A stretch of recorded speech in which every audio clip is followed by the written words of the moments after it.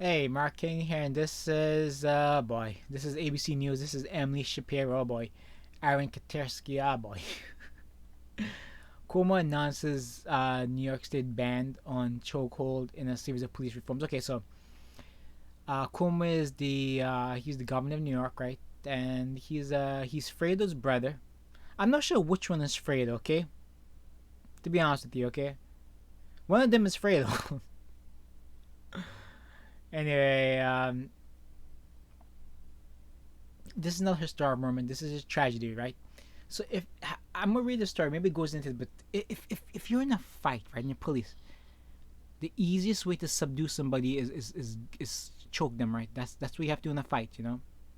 But these people try to punch you, you're trying to subdue them, right? And this is the most idiotic thing ever. I'm sure these people that try to arrest can choke you out, you know, as a cop. This is why it's like, as much as I say I wish I would have become a cop, it's like seeing what's going on today makes me very frightened. Like you can't even police, right? Again, and the reality is black men commit more crimes. Okay, the media doesn't say this. Okay, maybe 5% of the media talks about it, right? But they don't say it, and people just believe the narrative because they can't think for themselves. Okay, I believe most of society just cannot think for themselves. Okay, 50% of white folks can't think for themselves. Okay, I'm just looking at voting patterns here. Okay, right? Women is probably more like 70% of them can vote, think for themselves. Okay, maybe even 90% actually. Different races, different communities, the exact same numbers. Okay, that's what I think. Okay, a few people can actually think for themselves. You know? And again, there's a difference between educated and being smart. Educated is just being reciting what you've thought. Being smart is simply taking bits of information, putting it together, and come up with your own thoughts. And you're supposed to think about ideas. A lot of people don't even think about ideas. They just go along with other people tell them. And it's my experience. The people I know, most of them do the exact same thing. You know. Again, I grew up in the urban areas, so maybe it's different in the suburbs. That's my experience in the urban areas. Okay.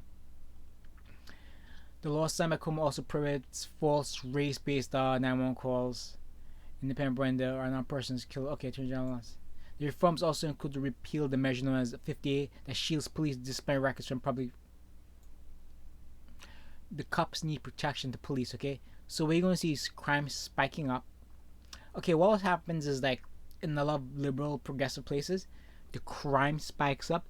The police department, because they're funded based on crime stats and arrests, they'll pretend they will falsify information, right? So the crime numbers will be inaccurate now, okay? Eventually, it'll come out in leaks and newspaper leaks, the real crime statistics, okay? This how it always goes. This always happens, okay?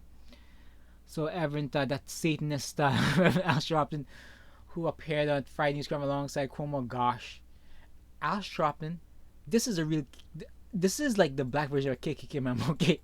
This guy should be arrested in jail for being a communist ally. This guy is disgusting.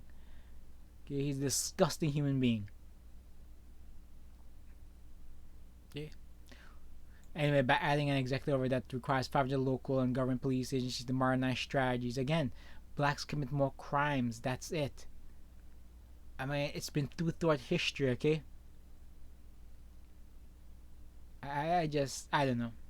I throw my hands up. It's like it's probably time to move away from these liberal cities, you know. But the thing is, this is where I have most of the jobs. And unfortunately, it gets most of the funding.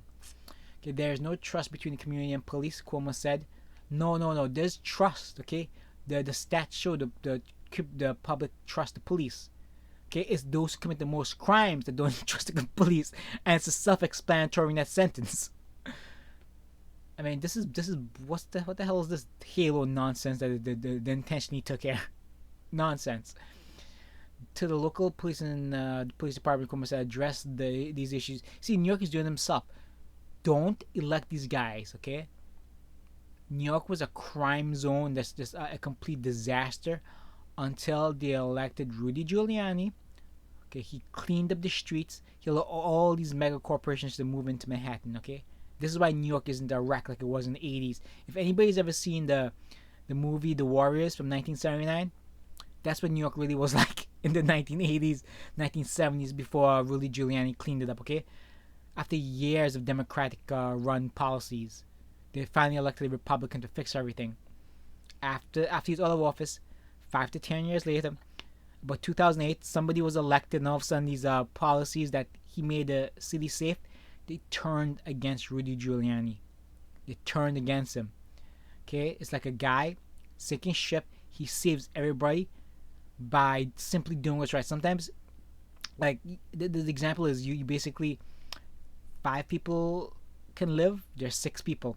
Nobody wants to make a decision, but the captain does. That's it. Okay, everybody lives. Nobody says anything until they get back on land.